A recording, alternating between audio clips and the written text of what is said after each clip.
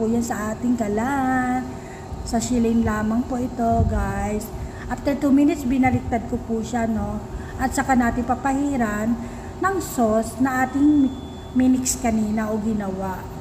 Ayan. After 2 minutes po, babalik-baliktarin lamang po natin. Ayan po. Para hindi po ito masunog. Kahit ilang minuto lang po, kahit segundo lang po, balik-baliktarin para hindi po masunog. At maganda ang pagkakaluto niya. Juicy po. Hindi ko po ito ino-overcook. 10 to 15 minutes lamang po. Basta ang baboy po natin ay hindi po magulang. At ang nabili ko pong pork belly ay hindi po magulang. Bata pa po ito, no? Kaya masarap po ito pag ating kinain. So guys, yan lang po ang aking ginagawa. Binabali-baliktad ko lamang po. Hanggang sa maubos po yung sauce na aking ginawang pamahid. Ayan.